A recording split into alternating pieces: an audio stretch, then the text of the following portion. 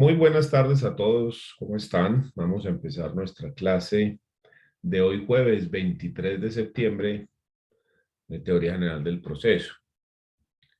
Venimos desde hace unas sesiones tocando el tema de los sujetos del proceso.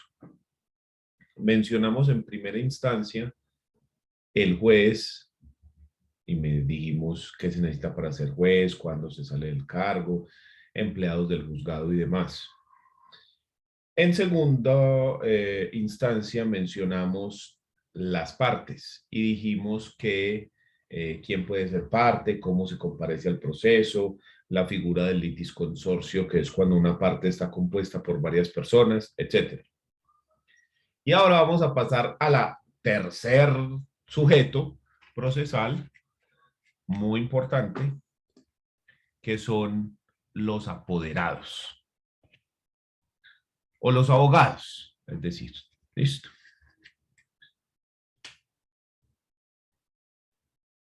Los apoderados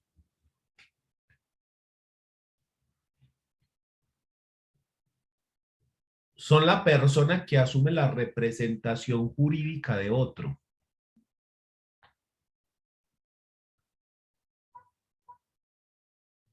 En un proceso o actuación judicial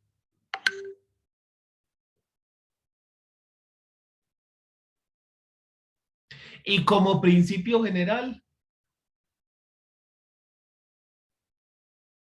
para actuar en todo proceso se necesita abogado.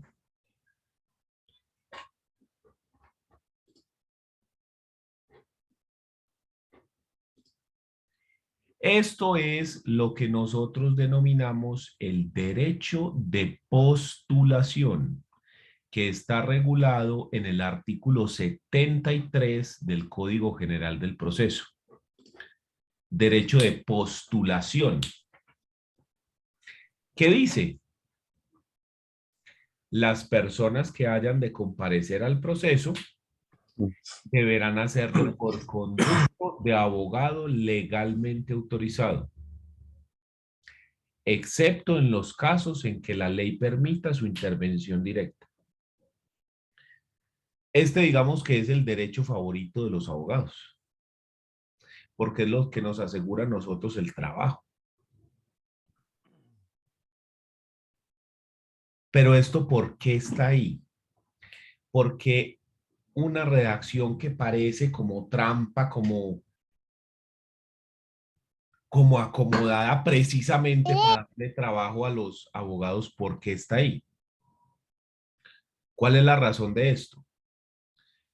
Esto tiene que ver con el principio del debido proceso y específicamente con el derecho de defensa. ¿A qué se refiere? El derecho de defensa implica que la persona sea representado por un abogado porque éste tiene el conocimiento técnico necesario para afrontar el proceso. Es el que conoce la ley, el que ha estudiado para ello. Es muy similar a lo que ocurriría si entre nosotros sacamos un equipo de fútbol, ¿sí? Escogemos a alguien aquí como arquero, delanteros, defensas, laterales, etcétera, y nos ponen a jugar contra el Real Madrid. Sí, nos meten por ahí 200 goles en los primeros 3 minutos. ¿Por qué pasa eso? Porque a un lado son personas profesionales que llevan toda la vida entrenándose para ello, y al otro lado tenemos personas aficionados que a duras penas saben patear un balón, ¿sí? Entonces no tenemos la técnica necesaria para hacerle frente a un equipo profesional de fútbol, y menos a ese equipo, ¿sí? Entonces se intenta hacer algo similar con el derecho. Si hay dos personas que van a discutir dentro de los estrados judiciales, Lo ideal sería que esa discusión, que esa guerra se dé en igualdad de condiciones, en una igualdad de armas. ¿Y cómo hacemos eso? Haciendo que las dos personas estén representados por abogados. Porque los dos abogados tienen que haber cursado mínimo la carrera. Entonces nosotros sabemos que esas personas tienen unos conocimientos técnicos específicos. De esa manera estamos tratando de equiparar esas dos posturas. Obviamente nunca va a ser totalmente igual, porque hay personas que han estudiado más que otras, hay personas que son mejores en un campo que en otro, ¿sí? Entonces, nunca podríamos llegar a una igualdad exacta, pero eso no quiere decir que no se pueda, al menos tener unos límites mínimos de conocimiento. Entonces, lo que se intenta con el derecho de postulación es que no hayan esos desequilibrios gigantescos, sino que Profe, mínimamente las personas tengan abogado. Dígame. lo voy a interrumpir. Yo creo que usted ya explicó eso en la clase del 3 de septiembre. Bueno, si ya lo mencionamos, simplemente pues estamos repitiendo el mismo tema. Entonces, la idea es que partamos desde un margen de igualdad. ¿Quiénes tienen que ser los abogados? Los abogados tienen que ser, perdón, los apoderados tienen que ser abogados titulados con tarjeta profesional vigente. Eso quiere decir que los abogados, además de haber cursado los estudios de derecho en una de las universidades autorizadas por Colombia, además de eso, cuando se termina la carrera, los abogados deben inscribirse ante el Consejo Superior de la Judicatura y ahí se les entrega la tarjeta profesional de los abogados. Esa tarjeta profesional de abogado es lo que le va a permitir a la persona ejercer la profesión. O sea que no basta únicamente con haber tramitado la carrera, sino que al igual que los médicos, se necesita una tarjeta profesional, ¿sí? La tarjeta de profesional pues ha tenido muchos cambios, ¿sí? Usted la busca en Google, ha tenido muchos cambios. La última es esta, azulita, no esta, así es la mía, pero ya cambió. Aquí está la nueva. La nueva sería esta, ¿sí? Esta sería la nueva tarjeta profesional, así es, ¿listo? Entonces acá en la tarjeta profesional aparece el nombre, los apellidos de la persona, cuándo se dio el grado, de dónde salió, ¿sí? El número de cédula y la fecha de la expedición de la misma, ¿sí? Con un número de tarjeta. Entonces, con esto se va a identificar esa persona. Esa tarjeta profesional puede ser suspendida o cancelada por el Consejo Superior de la Judicatura en el evento de que el abogado, ¿cómo lo decimos? Realice alguna conducta que vaya en contra de los deberes y obligaciones descritos en el Código Disciplinario del Abogado, que es la ley 1123 de 2007. Esta ley 1123 de 2007 establece el Código Disciplinario del Abogado. Y dentro de este código, por acá más abajo, se establecen, más abajo, deberes, véanlos acá, después los analizamos cada uno, incompatibilidades y faltas en particular, vean. ¿Sí? Y hay diferentes tipos de faltas. Entonces usted aquí va a encontrar, por ejemplo, faltas contra la dignidad de la profesión, faltas contra el decoro profesional, faltas contra el respeto debido a la administración de justicia, faltas contra la recta y leal realización de la justicia y los fines del Estado, y falta de lealtad con el cliente. Por esas conductas, además de estas otras, la persona puede ser sancionado, como dice en este artículo 40 de esta ley 1123, que puede ser sancionado con censura, multa, suspensión o exclusión del ejercicio de la profesión.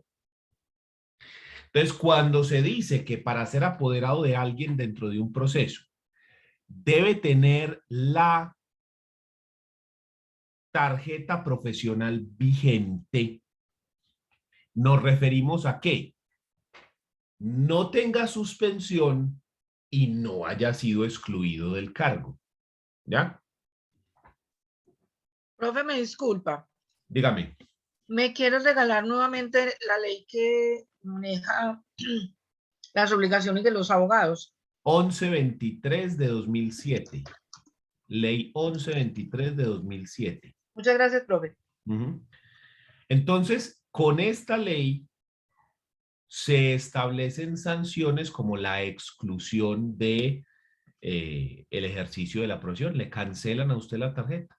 Y aun cuando usted haya realizado los estudios de derecho, le cancelan la tarjeta.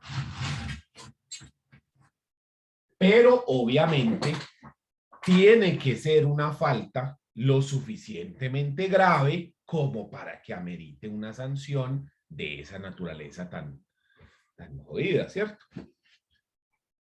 Pero a eso es a lo que nos referimos cuando decimos abogado titulado, que haya obtenido su título y que tenga tarjeta profesional vigente. ¿Listo? Pero ¿cada cuánto se renueva esa tarjeta? por ahora no se renueva. Por ahora. Por ahora, una vez que a usted se la despiden, no hay que renovarla. Sin embargo, desde hace tiempo está la idea, y eso ha pasado por el Congreso y han dicho que sí, luego que no, y mejor dicho, de que debido a los múltiples casos de abogados que no ejercen la profesión de manera correcta, entonces que se debería hacer un examen de estado similar al ICFES o al ECAES, ¿sí? Para evitar la ignorancia supina. Ignorancia supina es que usted no sepa lo que tiene que saber, ¿ya? Usted como abogado no tiene que saber hacer una torta, no tiene que saber calcular el concreto en un edificio, usted tiene que saber unas cosas específicas de su profesión. Si usted no la sabe, entonces ahí tenemos un problema. Y muchos de los casos donde usted ve que se generan problemas con abogados, tiene que ver con eso, con que el abogado no maneja bien el tema. Entonces, de primerazo, uno dice, hombre, excelente lo del examen, yo estaría dispuesto a hacer un examen cada 2 años, 5 años, 10 años, no sé, para revalidar los conocimientos y revalidar la tarjeta, así como, por ejemplo, las personas que manejan transporte público tienen que estar revalidando su licencia, ¿sí? Los pilotos, por ejemplo, de los aviones tienen que estar haciendo cursos de actualización sobre los aviones y seguridad que ellos tienen que realizar para poder seguir volando. Y así con muchas profesiones. Entonces, ¿por qué con derecho no? El único problema que a mí me surge es que nosotros necesitaríamos algo similar a lo que ocurre con los pilotos. Cuando usted es piloto y lo contratan en una aerolínea, usted tiene que hacer unos cursos específicos o tiene que acreditar unos cursos específicos para el determinado avión que usted vaya a manejar, ¿ya? O aviones que vaya a manejar, ¿cierto? Entonces, que usted lo van a poner a manejar un A320, que es el avión más común que hay acá en Colombia, un Airbus A320. Entonces, hay que hacer unos cursos especiales para ese avión, ¿ya? Para que usted tenga el conocimiento específico en ese aparato. Con los abogados, el problema es el siguiente. Nosotros, al igual que los médicos, cuando nos graduamos, tenemos un conocimiento general. Entonces, así como los médicos salen como médico general y luego se especializan en diferentes áreas, que cardiología, que nutrición, que pediatría, que en fin. Y esos médicos cada vez tienen un conocimiento más profundo, pero de temas más reducidos. Se sabe más de menos. Lo mismo ocurre con los abogados. Los abogados salimos como unas especies de médicos generales, pero a medida de que vamos estudiando y que vamos ganando experiencia y demás, nos vamos especializando en una o dos áreas sobre las cuales trabajamos y sobre las cuales hemos estudiado. Por ejemplo, mi especialidad es el derecho de familia. Ahí es donde yo me muevo. Y obviamente pues el derecho procesal, pero físicamente, o sea, lo que yo trabajo, lo que yo llevo desde que me gradué trabajando, es en derecho de familia. Entonces, ¿cuál es el problema de eso? Que si hacemos un examen, debería ser un examen como el de los pilotos, específico para el avión que usted está manejando, específico para la clase de cosas que usted está realizando. Eso implicaría que tendría que haber tarjetas profesionales específicas para cada área. Yo no le Tarjetas veo, profesionales de especialistas. exacto, yo no le veo problema a eso. Mire que cuando usted va donde el médico, además de ver en la pared los títulos que tiene, que graduado de tal parte y de tal otra, ellos ponen como unos sellitos azules que tienen como una estrellita. ¿Lo han visto? Que son unos certificados para poder prestar el servicio en cirugía, dermatología, odontología, etcétera. ¿Sí los han visto? Que uno llega y están así. Son Sí, sí, unos cositos así. sí, No son sí, muy sí, sí. grandes. Una especie de diplomas. Uh-huh. Eso, que haya una cosa así. Porque es que el problema es ese. Es decir, yo le hago el examen, pero yo en familia, en derecho procesal y en derecho probatorio, pregunte por lo que no vea. Pero, por ejemplo, en derecho penal y en derecho laboral, yo esas materias no las estudio desde que terminé la carrera, porque yo no trabajo en eso, porque yo no he estudiado eso al respecto. ¿Sí? Entonces, no es mi campo de acción. Entonces, lo más probable es que si yo hago un examen ya en este momento, en esa materia, lo reprobaría porque no he estudiado nada. Obvio, hombre, que toca hacerlo igual, pues uno se pone a estudiar, igual lo hace, pero el punto es ese, ¿cierto? Que nos genera problemas por las diferentes especialidades. Entonces eso hasta el sol de hoy todavía no está muy claro cómo es el asunto con esos exámenes con los abogados. Uno entiende por qué se dan, y es más, yo lo apoyo, a mí no me parece mal, pero entonces yo sí estaría dispuesto a que hubiera una reforma en cuanto a lo que les digo, a que así como los médicos o los pilotos, usted solamente pueda actuar en determinadas cosas según si usted tiene las licencias o no. Ya, profe, Dígame. qué pena que lo interrumpa. Mire, en medicina, yo soy médico. En Ah, medicina, bien, usted nos puede contar bien cómo el asunto. Cuente a ver. en medicina nosotros tenemos, digamos, dentro de la formación, eh, de acuerdo a lo que se vea. Por ejemplo, si usted ve anatomía, usted tiene que ver todo por órganos y sistemas, ¿cierto? Y te Ajá. enseñan y la lectura es bestial al respecto. Uh-huh. Y a usted le hacen exámenes orales, escritos, e incluso de laboratorio y la de morfología, que es la parte de cadáveres, toda esa cuestión para Ajá. entender, ¿cierto? Uh-huh. Se ve todo en su totalidad para tener un buen aprendizaje de todo lo que es el cuerpo humano. el problema que yo veo comparando con lo que usted está diciendo y lo que yo estoy viendo, incluso hablando anoche con otro doctor,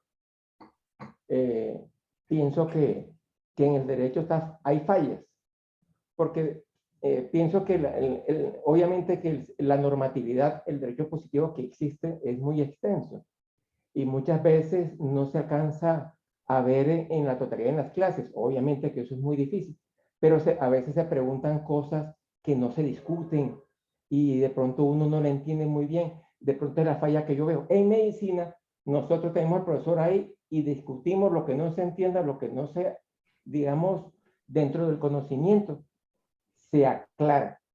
¿Cierto? Si estamos en el laboratorio, se aclaran las dudas. Pienso que ahí es la gran diferencia que yo veo. Y así póngale para cuando uno entra a clínica, uno tiene el paciente enfrente y alrededor de ese paciente se discuten las patologías que haya en ese caso de ese paciente y se aprende. Sí, sí, sí, o sea, es que es un sistema que funciona muy diferente, pero sí se puede, digamos, atraer más cosas de ahí, porque, por ejemplo, los médicos están viendo pacientes desde qué semestre más o menos. La parte clínica se ve en sexto semestre se ve lo que se llama semiología. En sexto se ve semiología. Y en séptimo como tal, ya se comienza a arrancar lo que es clínica, a partir de séptimo. Eso es yo creo que de pronto lo que hace un poquito más de falta porque el consultorio jurídico, mira que es en los últimos semestres, ¿sí? Donde uno diría que tiene pues ese mismo contacto con la gente. Pero, ¿cómo se llaman esas cositas que yo digo, esos sellitos de certificación que son como azules, como con una estrellita? Eso es lo que se da cuando uno habilita y la parte de acreditación. Entonces, las secretarías de salud, de acuerdo al consultorio o a la IPS, va a prestar ciertos servicios. Entonces, lo que usted se refirió ahorita, yo soy cardiólogo, entonces a usted le vamos a dar en esa estrellita, ahí dice que solamente es para cardiología, no es para medicina interna, excepto que sea médico internista, porque hay Entonces ya tiene otra más, ¿sí? Porque uno a veces entra y hay un montón, ¿sí? Es porque tiene varios servicios. Puede ser que el cardiólogo tenga servicios ¿usted ha visto que tiene un cardiólogo un ecógrafo? Ah, sí. Véala aquí, la que yo les decía a la gente para que no sepa de qué estoy hablando. Vea, es de esto. Esta cosa es lo que estoy diciendo yo. Ajá. Decía que dice servicio de salud habilitado. Miren lo que ahí dice, servicio de salud habilitado. Sí, entonces, a ver si abrimos una aquí que la tenga, vea. Entonces, vea, por ejemplo, este dice medicina interna y este dice fisioterapia. Ajá. ¿Sí? Exacto. Mire, si el médico es internista, tiene que tener esa. Y si es cardiólogo, tiene que tener otra. ¿Sí me va a entender? Entonces, yo diría que algo así se podría utilizar, pero eso implica cambiar muchos paradigmas, porque eso quiere decir que el abogado ya no podría ejercer de manera general, así como lo veníamos haciendo, sino que tendría que concentrarse o habilitarse, como en ese caso, para poder ejercer en X o Y área, ¿cierto? Porque sería lo mismo, sería, mire que esto se llama habilitación de servicios, lo mismo, usted está prestando un servicio y que presente esto. A mí me gustaría que se hiciera algo así, aun cuando eso implicaría que yo no puedo coger casos en penal, en laboral, en administrativo y demás. Doc, Pero yo realmente no los cojo porque yo no manejo ese tema, entonces a mí eso no me afectaría, ¿cierto?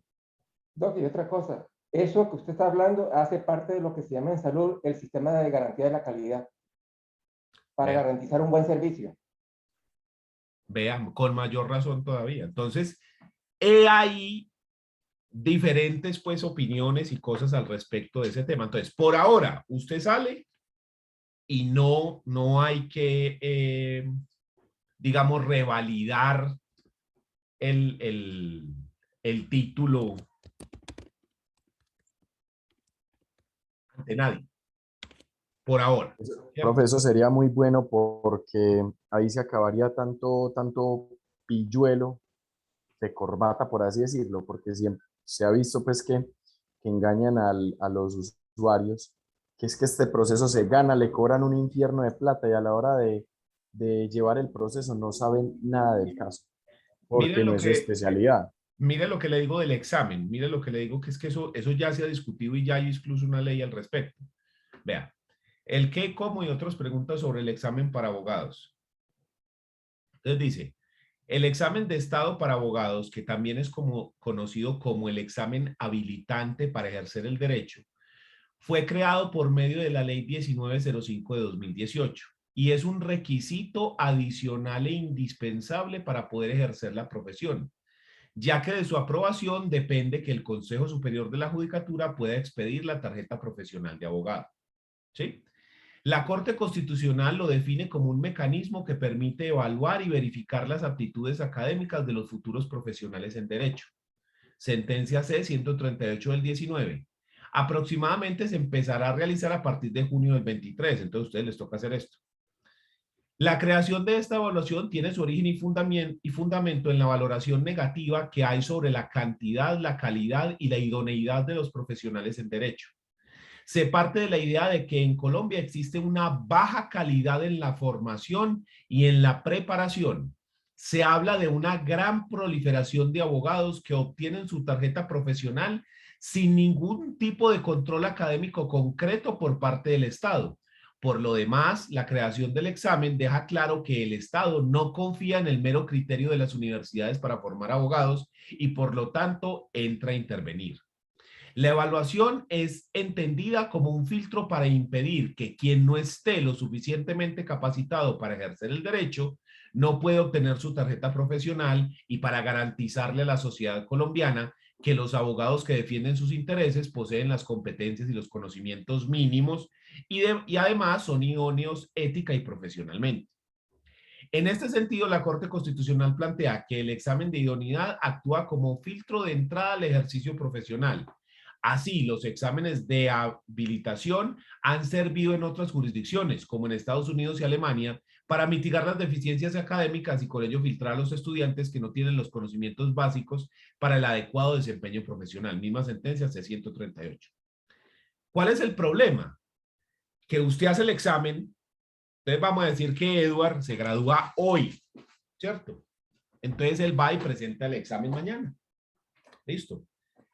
Y como Edward tiene todo fresquecito, sí, lo acabó de salir de la universidad, fue muy estudioso, entonces aprueba el examen. Pero ¿y en 5 años qué? ¿Y en 10 años qué? Ese es el punto. Entonces, una vez que te la dan, ya. Pero yo que estoy gozando hoy en día de ese privilegio, les digo que para mí debería ser necesario eso. Gran parte de mi trabajo es que clientes me buscan para que yo revise la actuación de otros abogados y corrija los errores, las embarradas que hicieron otras personas. Un porcentaje importante de mi trabajo ha sido ese. Pero entonces volvemos al mismo discusión que teníamos ahorita.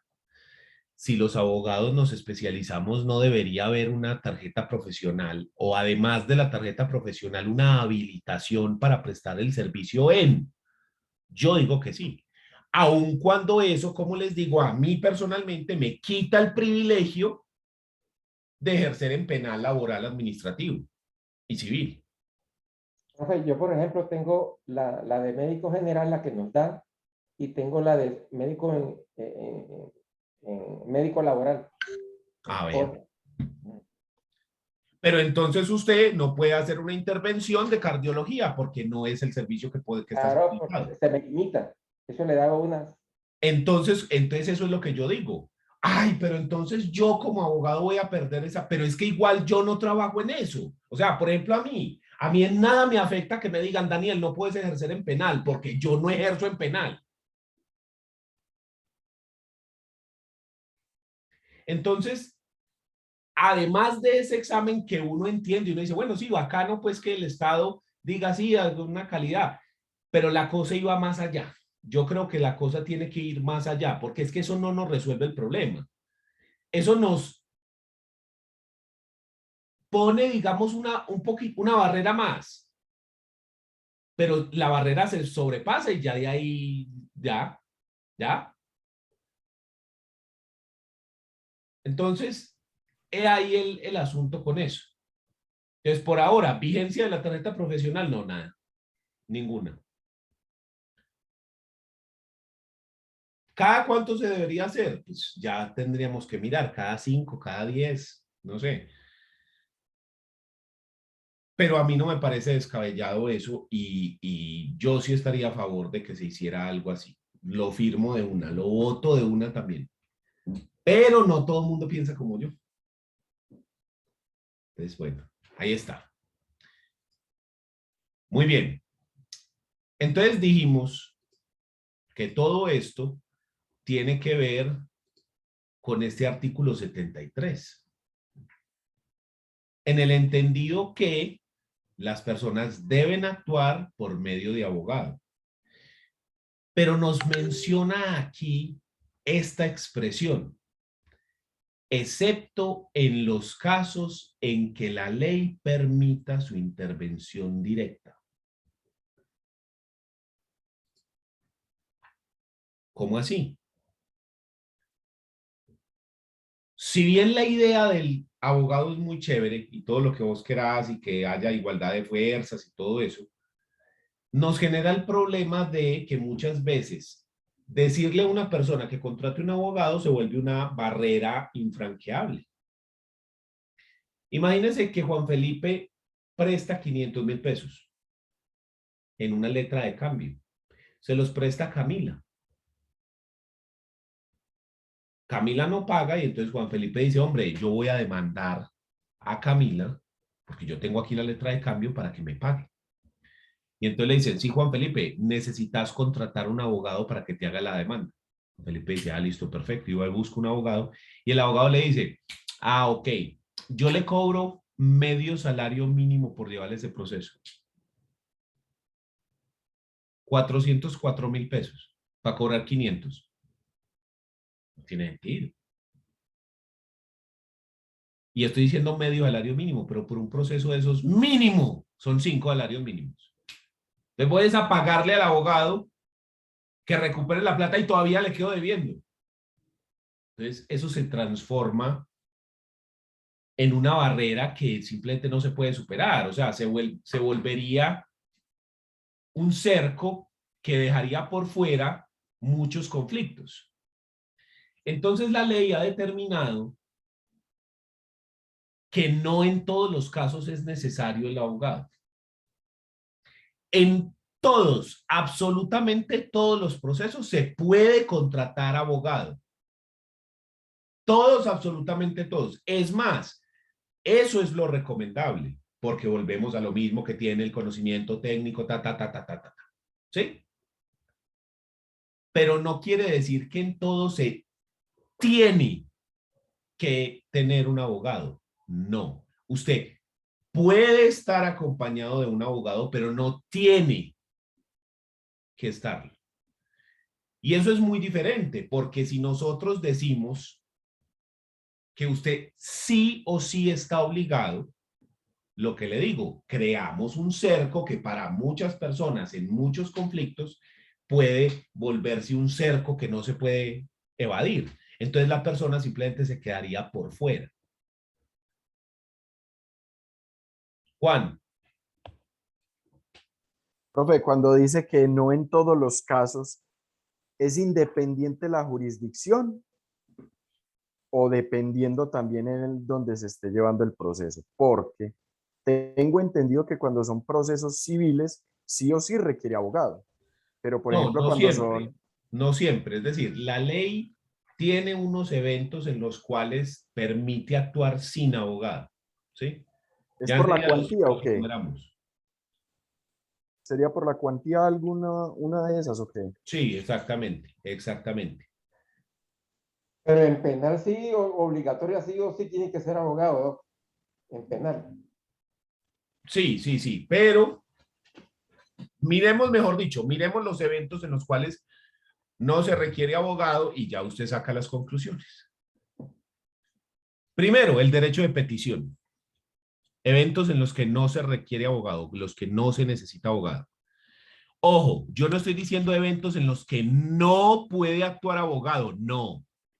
Yo estoy diciendo que en esos eventos tiene que haber un abogado siempre. Si a usted le preguntan, ¿en qué proceso no necesita abogado? ¿Usted qué va a responder en la calle? Ninguno. ¿Ya? Pero es que yo puedo actuar. No, un momentico. Usted sí puede, no es lo conveniente, pero sí puede. ¿Listo? Vamos a decir que actuar de cualquier forma, si un abogado es como tirarse de un avión sin paracaídas.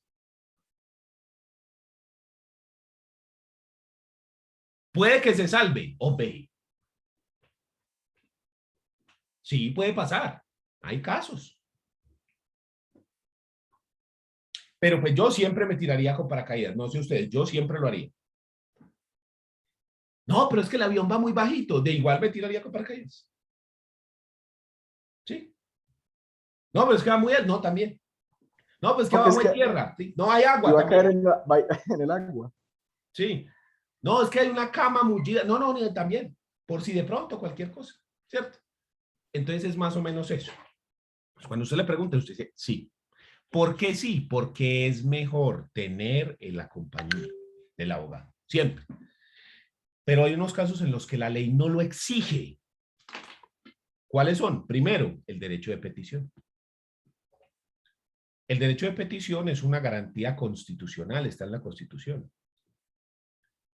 Y la idea del derecho de petición es que cualquier ciudadano puede presentar una petición respetuosa a una autoridad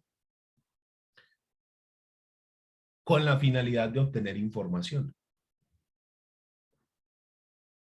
Y esa autoridad está obligado a darle respuesta y hay unos términos para eso.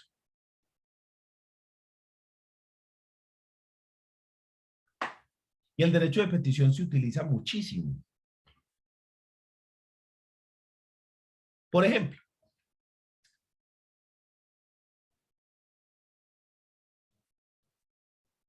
resulta que en la DIAN, ahora que estamos en tiempos de declaración de renta, me están cobrando un rubro que yo no sé de dónde es. Una plata ahí que aparece ahí que me están cobrando y yo no sé de dónde es. Yo puedo hacer un derecho de petición para que la DIAN explique de dónde es ese cobro, qué es ese cobro. ¿Ya? Y así pues hay en 1.000 millones de ejemplos de derecho de petición. Lo ideal sería que fuera redactado por un abogado, pero también lo puede hacer cualquier persona. Segundo evento en el que no se necesita abogado.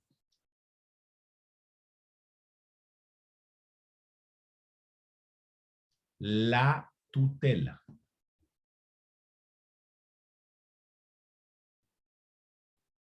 La acción de tutela es otra garantía constitucional que tienen las personas cuya finalidad es proteger los derechos fundamentales que tienen las personas.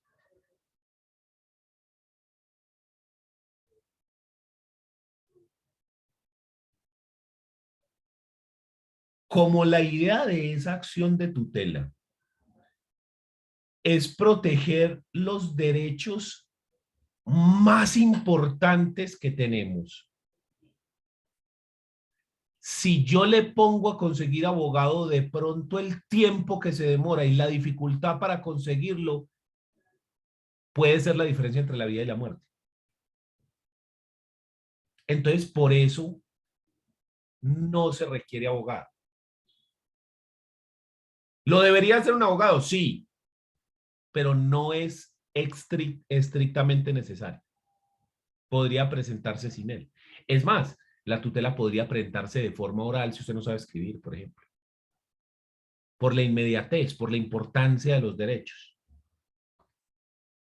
Entonces, ahí en ese caso, lo que queremos es evitar que por un formalismo, por una cuestión como conseguir a un abogado, se vulnere un derecho fundamental. O que la persona simplemente no pueda acceder a la protección de ese derecho fundamental porque precisamente no puede pagar al abogado. Esa es la idea de eso. Tercero. Profe, pero estas tutelas tienen unos límites también. Sí, obviamente todo lo que estoy diciendo acá tiene límites y todo está regulado en 1000 leyes. Lo estamos mencionando de manera general, pues. Ok. Tercero, la acción popular.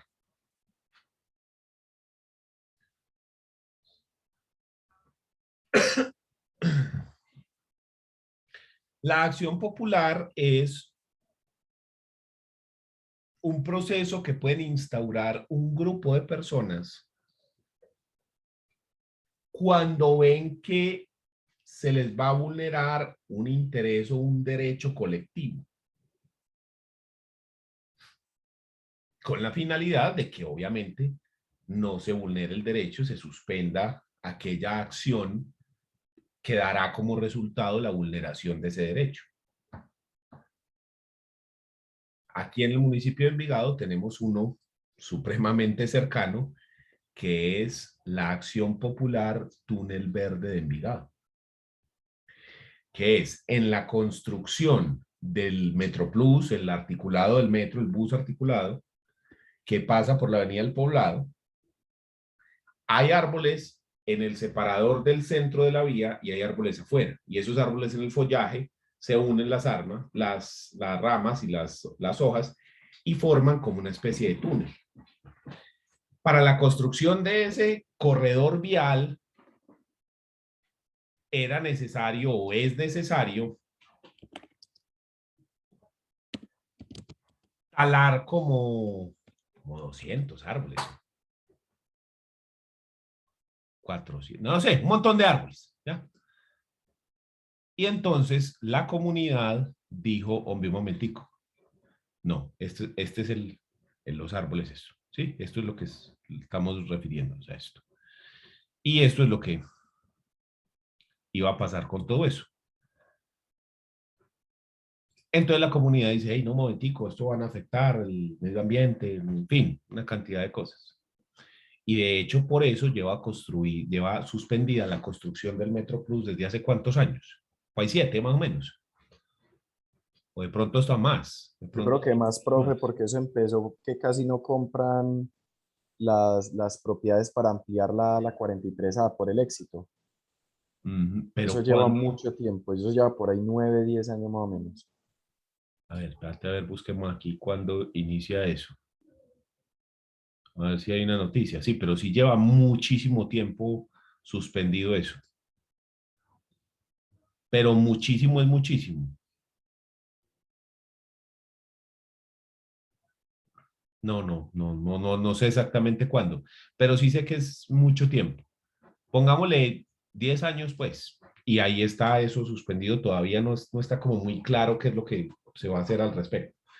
Entonces, para esa acción popular es otro de los que está ahí, porque como también lo que se intenta es prevenir la vulneración de un derecho o un interés general, pues igual que con la tutela, de pronto al poner el abogado como requisito, se puede volver la diferencia entre que se vulnere y que no se vulnere el derecho. ¿Listo? Cuarto evento en el cual no se necesita abogado. Los alimentos para menor de edad.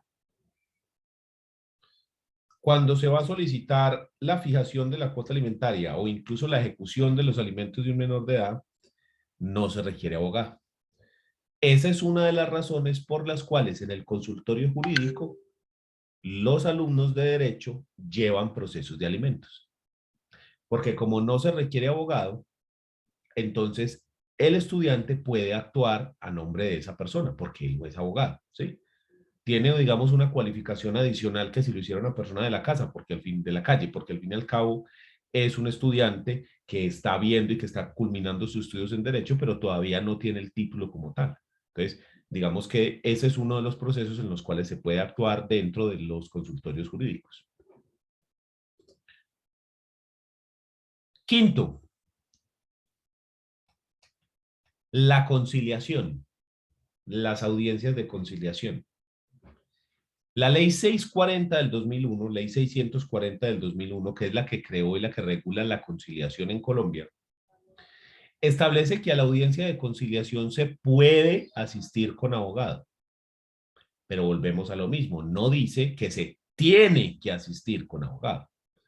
No pone una sanción por no hacerlo. Entonces, es una potestad.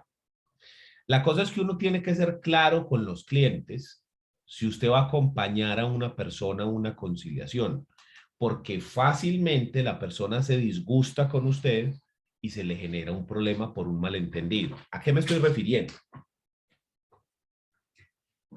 En las audiencias de conciliación, los conciliadores, en su gran mayoría, no permiten que los abogados hablen, así tengan el poder expreso para conciliar, sino que le solicitan a las partes que sean ellos quienes directamente hablen. ¿Por qué ocurre esto? Porque desgraciadamente la mayoría de los abogados en Colombia son pleitómanos. Les encanta el pleito y la pelea. No están ni entrenados ni capacitados, ni quieren resolver los procesos por un método diferente al proceso. Entonces, muchas veces las barreras más grandes para conciliar las ponen los mismos abogados. Entonces, los centros de conciliación han optado por evitar en la medida de lo posible que sean los abogados quienes hablen y negocien y que en su defecto sean las partes quienes directamente digan yo quiero esto, yo quiero aquello, no estoy de acuerdo, yo puedo, ta. Entonces, si usted me dice a mí que cuánto le cobro por asistir a una audiencia de conciliación con usted, yo le diría entre medio y un salario mínimo. Pero ¿qué ocurre si salimos de la audiencia y el abogado no dijo nada? Entonces la gente va a decir, ¿y por qué te pagué? ¿Qué fue lo que usted hizo si el que habló fui yo? El que llegó al acuerdo fui yo. ¿Por qué me estás cobrando? Entonces ahí hay que ser muy claro con los clientes y decirles que primero ellos pueden asistir sin abogado, primer punto. Segundo, que en caso de que asistan usted le cobra X dinero y ¿qué es lo que usted va a hacer? Porque usted le tiene que decir, pero yo no soy quien voy a hablar, no sé qué va a hablar usted, ¿Cuál es el papel de uno? Uno tiene el papel de vigilante, de garante de que no se estén vulnerando derechos. En cualquier momento de la audiencia se pueden pedir 5 minutos para hablar con el abogado, salir, retirarse y en privado conversar, ve, esto nos conviene, no nos conviene, cuáles son los efectos de esto. Uno de pronto puede promover alguna fórmula de solución, ayudar en la redacción del acta, estar vigilante de la redacción del acta para que sí quede conforme a lo acordado y que la redacción del acta sea lo suficientemente clara para que no haya lugar a ninguna discusión posterior a ello. Vigilarse que durante la audiencia no se vulneren los derechos. Incluso construir propuestas escritas como la misma solicitud de conciliación. Pero dentro de la audiencia es altamente improbable que lo dejen actuar como abogado negociando por el cliente si está ahí presente. Generalmente le dicen, no, doctor, que nos hable. No, sí, yo sé que usted tiene el poder, pero que nos hable por lo que les digo. Entonces, la persona puede asistir a la audiencia sin abogado. Es mejor que lo haga con uno, pero lo puede hacer. ¿Listo?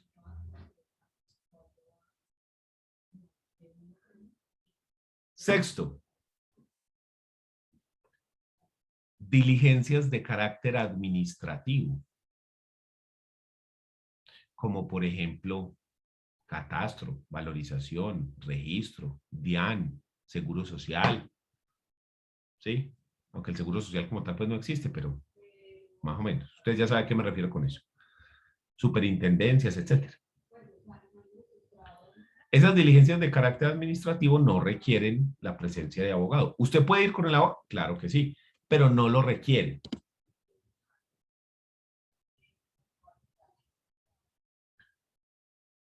Séptimo, audiencias en inspecciones de policía. Tampoco requieren abogado. ¿Se puede ir con uno? Sí, pero tampoco lo requieren.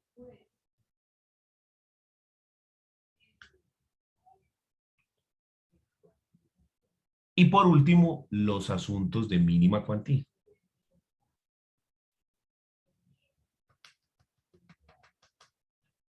Yo creo que le faltó uno, ¿Cuál? accidentes de tránsito. Ah, pero pues es que eso también es una diligencia de carácter administrativo que se hace en la Secretaría de Tránsito y Transporte. Sí, o sea, ahí digamos que ahí está ese mismo. Y ese tema que es tan nuevo con el derecho a contradecir fue amparado por el artículo 29 de la Constitución del debido proceso en temas de multas, de comparendos, perdón. Sí, es que es lo mismo. Esos son todas diligencias de carácter administrativo que se hacen ante la Secretaría de Tránsito y Transporte. Usted puede ir sin abogado y también puede ir con abogado, como usted quiera. ¿Sí? Entonces, ahí está eso. Porque también, por ejemplo, están las superintendencias y demás circunstancias así.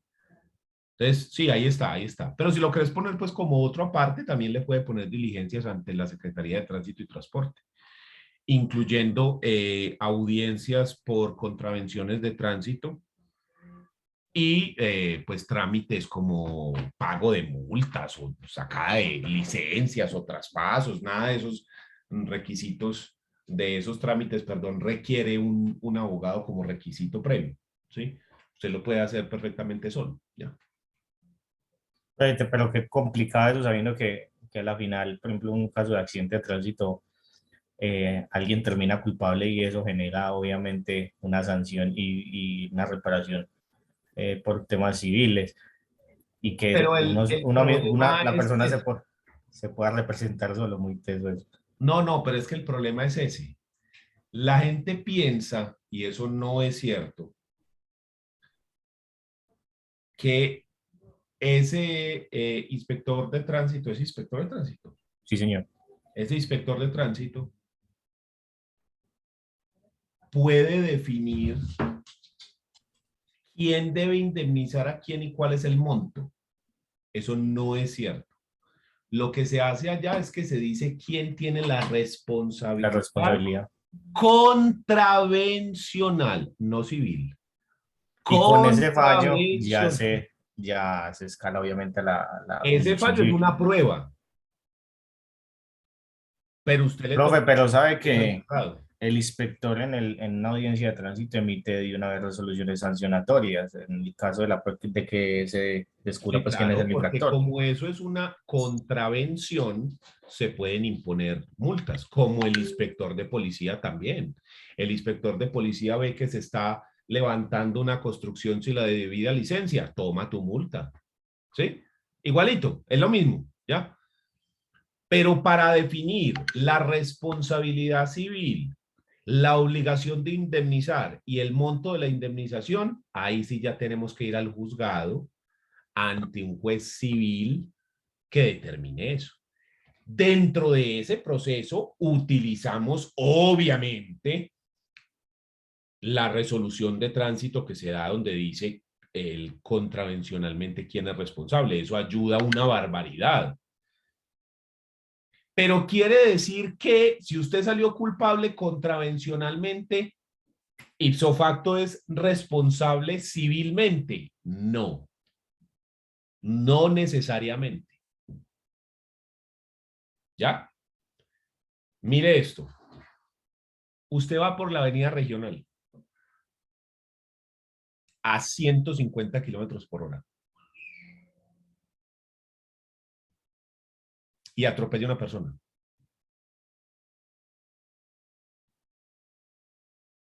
Usted ahí es culpable de una contravención de tránsito, ¿sí o no? Exceso de velocidad. Estamos.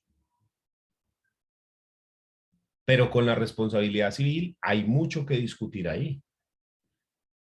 ¿Por qué? Las culpas compartidas. Si usted atropella a la persona a 80 que es el límite, o a 150, el resultado es el mismo. ¿Sí o no? A 80 o a 150 el resultado es igualito. Viaja. Sí. Porque hay una persona en esa vía. Si esa vía no tiene tránsito peatonal.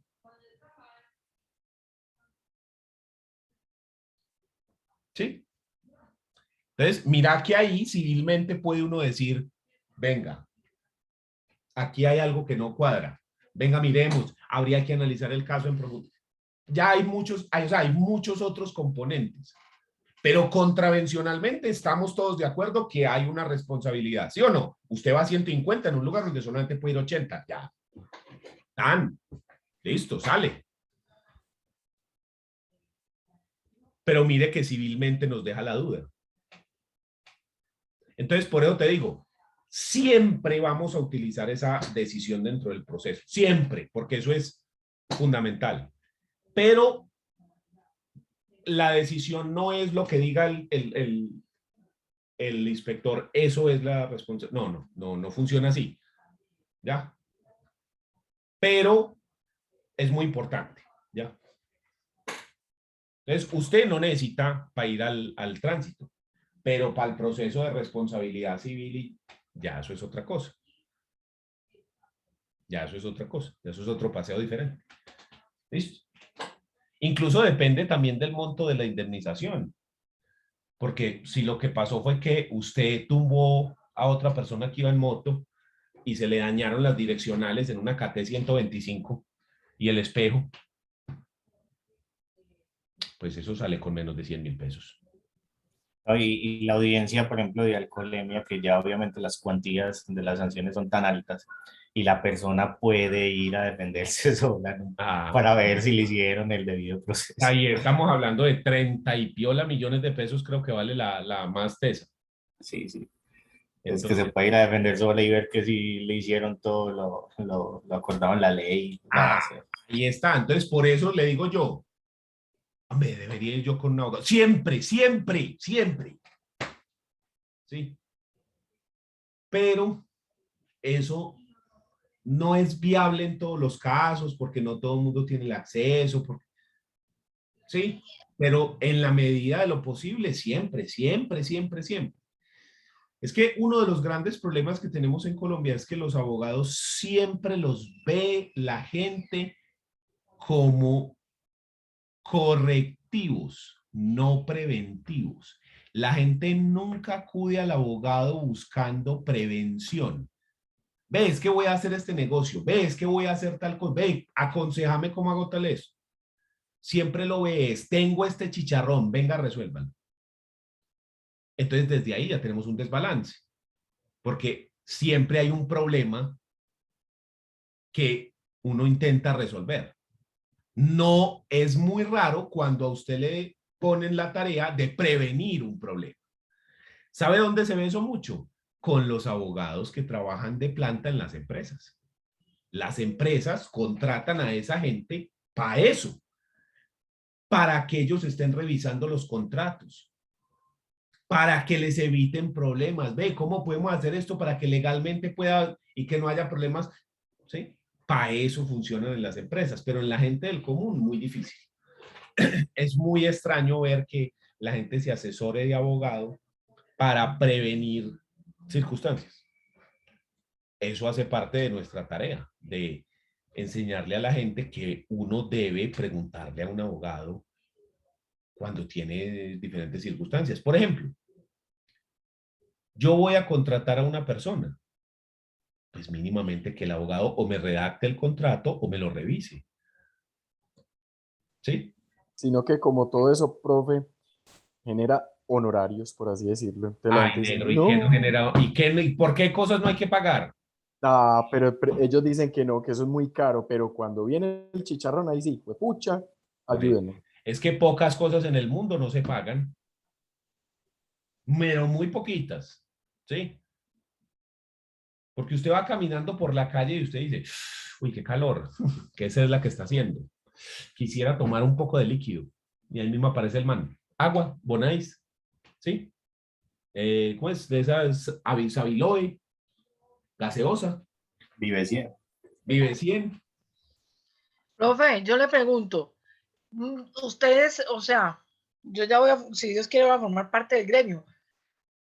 Más o menos en cuánto está estipulado esas consultas. O sea, ¿hay un Ah, no, rango determinado o todavía eso no es nos algo metamos, que... todavía no nos metamos en eso. Más adelantico, ya enseguida, No, más pero adelante. cuénteme más o menos para saber. Depende, es que siempre la palabra favorita de un abogado, cuando usted se la aprenda, ya puede graduarse como abogado, es depende. Depende. Esa es la palabra que uno se debería tatuar en la frente, ¿sí? O en los Depende del ojos. Que chicharrón. diga aquí, Uno, depende. Entonces, ¿qué cuánto vale? Depende. ¿Sí? uno se gradúa es para eso, para esa frase, depende. O en la frente tatuarse el 20%. Ah, Sí. Depende. ¿Por qué? Porque es que hay muchas clases de consultas, hay muchísimas jurisdicciones, entonces no es lo mismo hacer una consulta para saber cómo contratar a una persona que hacer una consulta para saber cómo hacer la fusión de dos empresas que juntas valen 50.000 millones de dólares. Obvio, obvio que sí, pero igual de todas maneras, como más o menos como un general. Entre 100.000 Digamos, pesos y 100 millones de dólares. Ahí. pero qué rango tan poquito, profe. Generalmente son de 1 a 5 salarios mínimos por una consulta. ¿Sí? Generalmente, pero lo que te digo, más adelante las vemos en profundidad, no me preocupe que eso lo vamos a ver. Ya. Hágale, pero pues, profe, esas gracias. consultas de las que usted habla son consultas asesoría completa o solamente venga, señor, dígame que cómo hago No, esto no, y ya. relájese que eso lo más adelante, no me adelante, no me Bueno, adelante, ya, después lo mencionamos. Hay dale, una pues. clase solo para eso, relájese, relájese. Y ¿De no cuándo falta llegamos a esa clase? ¿Cuándo llegamos? mañana, Ah, O mañana, sea que ya mañana. el lunes puede cobrar Juan Felipe. obvio, Bobis. Claro, y entonces, ¿para qué estamos estudiando pues? Y el Ay, amigo Daniel Castaña también. no, si yo Claro, que soy el consumidor, Bien, que me como llega a Aguanten cada hasta rato el con mi lunes. derecho de y petición entonces, y todo eso. entonces, por eso le digo, bueno, para introducir ese tema, pero eso es lo último, vamos a hablar de otra cosa ya, y es el contrato que se firma con un abogado. El contrato que se firma con un abogado.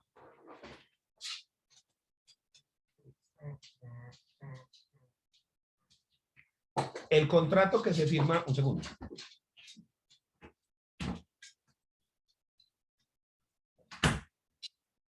El contrato que se firma con un abogado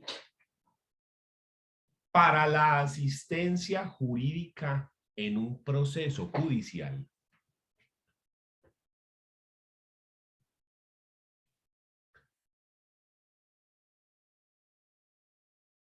Aquí un paréntesis. Yo le voy a decir a continuación mi opinión personal. ¿Listo? Porque tenemos opiniones encontradas los civilistas y los laboralistas. Le voy a dar mi opinión personal y le doy los argumentos. Y usted sacará sus propias conclusiones. ¿Listo?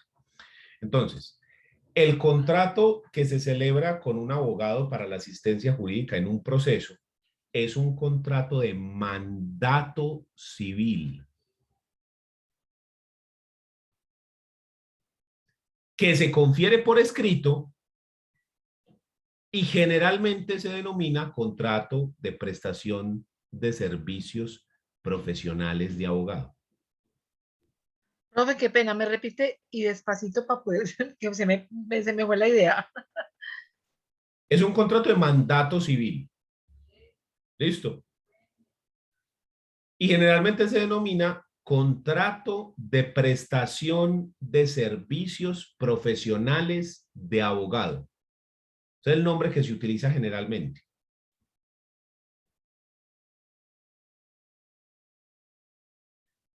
Pero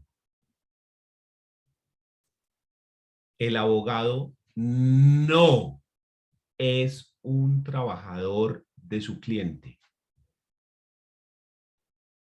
Y obviamente el cliente no es el patrón del abogado. Es más, no existe contrato laboral entre ellos. Como les dije, es un contrato civil. ¿Por qué razón digo yo que no existe contrato laboral? Porque no hay una relación laboral. El abogado no tiene que cumplir horario. No está sujeto a subordinación y dependencia. El abogado llega con el proceso y usted es el que sabe qué es lo que hay que hacer. Usted es el que actúa. Usted es el que dice qué es lo que se va a hacer y lo que no.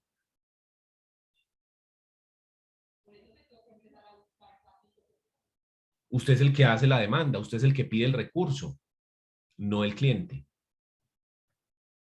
Porque el cliente ni siquiera sabe. A usted lo contratan para hacer una labor. Así como usted no le dice al médico cuando lo están operando, vea, córteme aquí y aquí. Hágale pues, y aquí. Sí, vea aquí. No, esas puntadas están muy lejanas. Más cerquita. Hágale. Sí. No, otro poquito más. Sí. No, ya se pasó. Usted no le dice eso. Igual no pasa con el abogado. Usted al abogado no le dice, el hecho primero no, póngalo de tercero. No, agréguele este otro. No, el abogado es el que lo hace. Entonces ahí no hay subordinación y dependencia.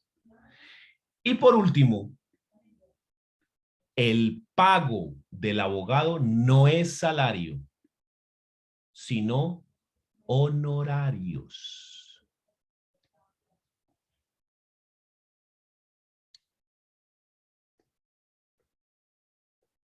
Y por esa misma razón, no hay derecho a prestaciones sociales.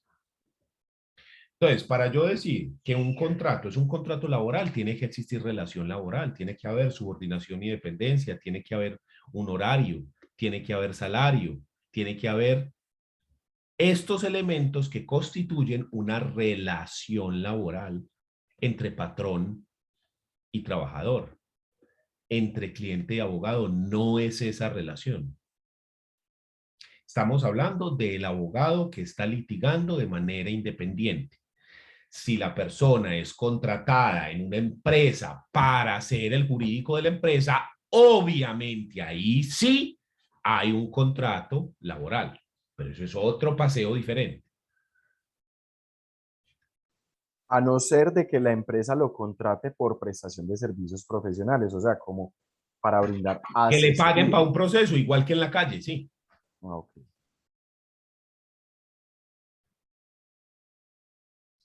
Ese contrato que firman las dos partes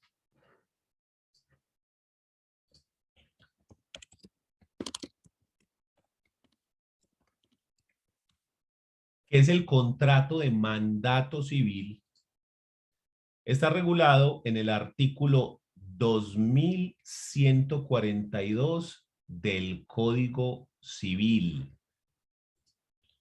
¿Qué dice? ¿Artículo qué, profe? 2142, vale acá. ¿Qué dice? El mandato es un contrato en que una persona confía la gestión de uno o más negocios a otra, que se hace cargo de ellos por cuenta y riesgo de la primera. La persona que concede el encargo se llama comitente o mandante y la persona que lo acepta apoderado, procurador y en general mandatario. Artículo 2142 del Código Civil colombiano. Profe, entonces cuando lo llaman que poderdante y todo eso. Ah, es lo mismo porque es que a usted le dan poder. Entonces, ¿cómo funciona esto? El contrato que se celebra entre cliente y abogado puede ser verbal, pero debería en todos y absolutamente todos los casos ser escrito. ¿Por qué? Porque dentro de ese contrato se deja claro cuál es el objeto, qué es lo que se va a hacer. ¿Cuál es el monto de los honorarios? ¿Cuándo se tienen que pagar los honorarios?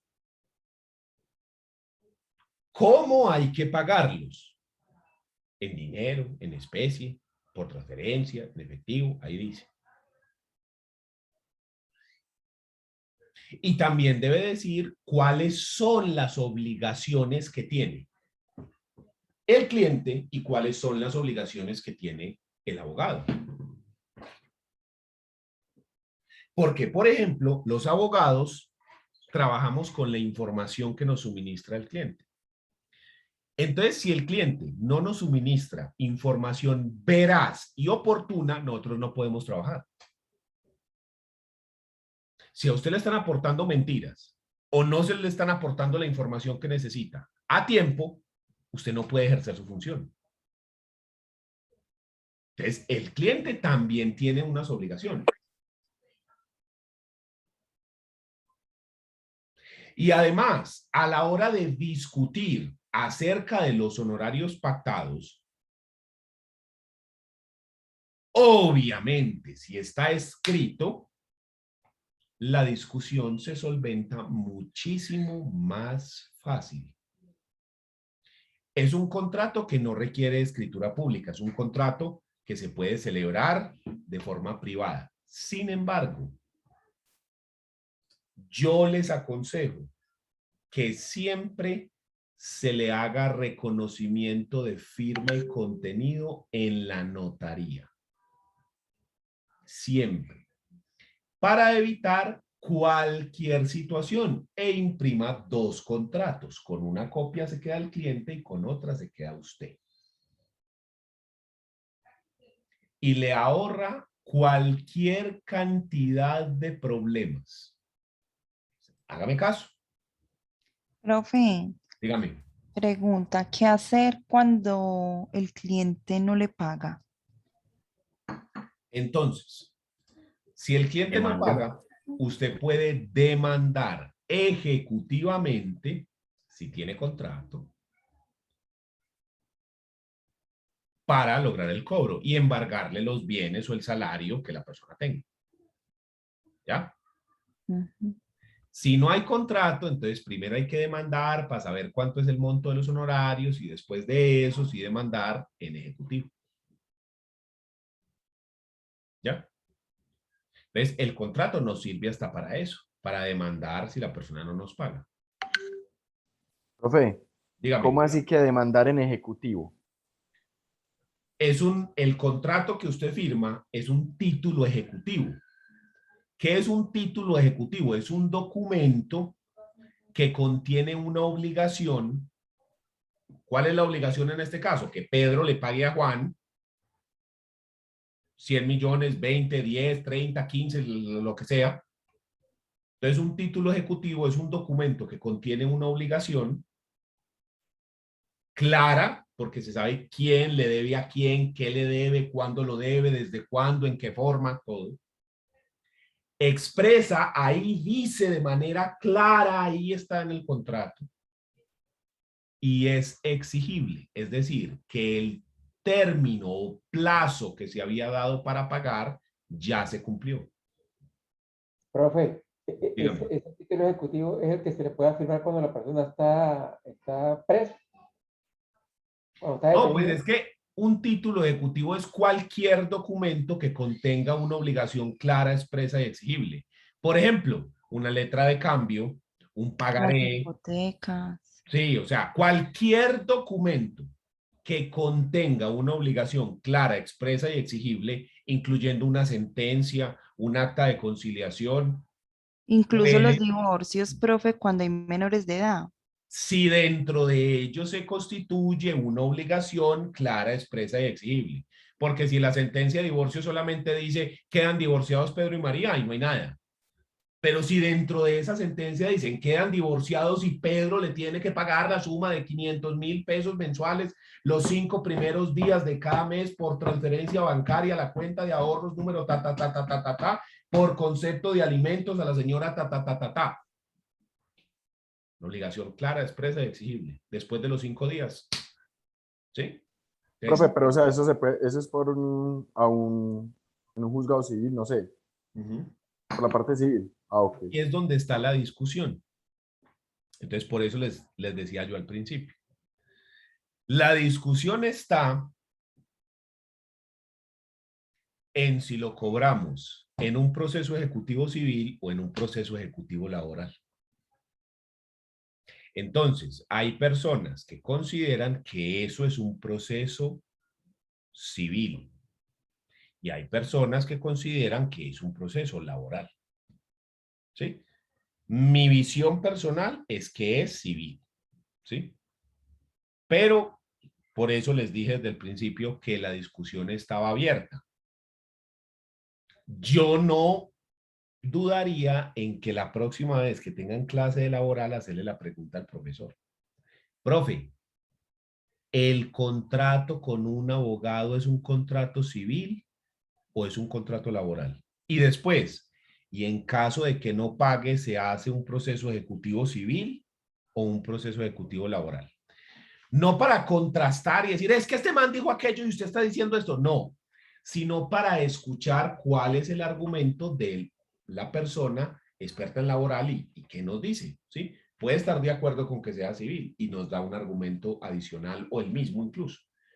O nos puede dar otro argumento con el cual uno tiene más herramientas y ya sabe pues en qué lado de la vara se para usted. Lo que le digo, yo sostengo que es civil. Pero sé que es una discusión abierta en ese caso. Entonces, el contrato se puede hacer escrito o se puede hacer oral. Y usted, si copió esa frase que le acabé de decir, que se puede hacer escrito o se puede hacer oral, hágame el favor y tacha y le echa liquid paper y borra. Es más, queme esa hijueputa hoja donde dice que puede ser oral. A partir de hoy, 23 de septiembre, todos los contratos que usted vaya a hacer, los va a hacer escrito. Y si el día de mañana yo me lo encuentro litigando y usted me dice, imagínate que no hice un contrato, le doy en esa cara. Profe, pero duro. Con toda. ¿Por Sí, qué? tiene toda mi Porque esa autorización. es la burrada más grande que puede hacer uno. Sí, hay muchas experiencias en otros tipos de contratos hasta laborales que los hacen oral y luego eso es un chicharrón. Mire, le cuento una experiencia que nos pasó en la oficina. Yo trabajo con mi papá, ¿sí? Tenemos una oficina de abogados. Había un proceso que él cogió cuando yo estaba estudiando todavía. El proceso fue muy largo, muy difícil. Al final se ganó y vamos a cobrar. Mi papá cobró el 18%. Y el cliente llegó diciendo que era el 8%.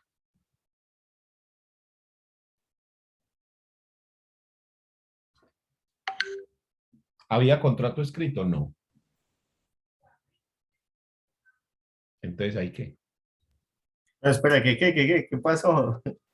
Que se me cortó el internet, qué pena. Había un contrato de un proceso muy difícil. Y mi papá había cobrado el 18%. Y el cliente llegó diciendo que lo que se debía era el 8%. Haga la cuenta con 1.000 millones de pesos. Y era más.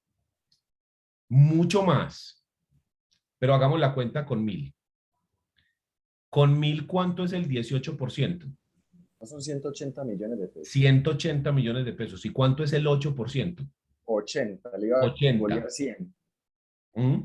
Le iba a golear 100. Muy ventajoso. Incluso mi, pues seguro hasta él sabía, el mismo cliente sabía que sí era el 18 y se Claro, se hizo el bobo. No muy aprovechó ventajoso, de profe. eso. Usted le tenía que haber dado en la cara a su papá. Que obviamente fue lo que... Pero ¿cómo vas a hacer? No, eso fue de las primeras discusiones. Y es ¿Sí? tremenda eminencia, y vea. Por Pero eso es no que... borrar audios ni nada por ahí en WhatsApp, correos electrónicos. No, nada. No borre. Todo eso se Escrito. resuelve haciendo un contrato escrito. Mm. Y lo que le digo, y si usted pone a que el cliente vaya a la notaría y le haga reconocimiento de firma y contenido, que le ponen la foto, tragan la huella, y el notario firma y sellitos, ¿qué se va a discutir ahí? Profe, y otra cosa, el contrato, y por ejemplo a mí en lo personal, a mí me gusta escanear y guardar todo en el correo electrónico. Yo ¿Por lo qué? tengo Porque todo. se me perdió, se me regó ahí, no sé, el café, cualquier cosa se desapareció y nunca quedé con nada. Yo también lo tengo así. Tengo una Eso nube pasa, donde los qué tengo pena, guardados. y eso pasa mucho con las promesas de compraventa. Que hay personas que hicieron una promesa de compraventa, por ejemplo, hace 10 años y nunca quedaron con copia ni nada. Cuando de un momento a otro no saben cómo resolver un caso así porque no tienen nada, ni siquiera un archivo donde lo hayan guardado, nada. John Freddy dice que sí se pudo ganar el 18. No, no se pudo. No había forma de demostrar que era el 18. No hubo. Se logró una negociación con el cliente y al final reconoció como el 10. Creo que menos incluso. No había forma de demostrar que era el 18. Mucha agonía. De esos errores es que uno aprende, profe. Era la palabra de uno contra la del otro. Así se hubiera demandado la palabra de uno contra la del otro. No había prueba ninguna escrita para demostrarlo. Lastimosamente fue mucha plata la diferencia, pero así es que se aprende de esos errores, porque si no en adelante hubiese seguido haciendo contratos orales. Entonces, yo he llevado procesos de 2 salarios mínimos y hago contrato. Para que quede claro. Y además eso le da seguridad al cliente y le da a usted elegancia, porque usted le dice, vea, este es el contrato, aquí están las obligaciones suyas, aquí está la mía, esto es lo que nos comprometimos, esta es la forma de pago. Eso demuestra elegancia con el cliente. ¿Sí me entiende? Y usted le da una copia, usted se queda con otra. Claridad ante todo. Entonces, esa recomendación les doy. Para mañana ya empezamos con tarifas. Siguiente título, forma de pago. Mañana empezamos con ese tema. A la parte Forma buena, de pago. profe. 4 semestres para llegar a esto, profe. Listo. Los honorarios. Lo que quiere escuchar Daniel y Juan Felipe, profe, que si se quiere quedar con ellos explicándole esa de una vez. Y una Me- vez. Es me que excusan con el no otro nos digamos profesor. mentiras. Si uno está estudiando esta carrera, es porque usted espera recibir un rédito económico después de haberla estudiado. ¿Sí? Claro. No falta quien está estudiando por amor al arte, que dice, no, no, no, yo no quiero ejercer, yo es solamente por darme la satisfacción. Pero de esos, de cada 10 personas, habrá una. El resto está esperando recibir un rédito económico, ¿cierto? Profe, no solamente en esta carrera, es en todas las carreras. Oh, así que buscarse la papita. que quiere cobrar y no sabe Sí. cobrar nada. Y entonces esto es fundamental, porque si usted sale de acá y se sabe muy bien las leyes y se sabe todo y usted es un abogado del berraco, pero no sabe cobrar, estamos en la Como si me olla. hubiera estudiado Derecho. Mañana les cuento historias de eso para que se pongan a llorar. ¿Sí? Listo, profe. profe. Gracias. Dios lo bendiga. Buena noche. Nos vemos Gracias. mañana entonces, que estén bien. Gracias, chao. Profe, muchas gracias.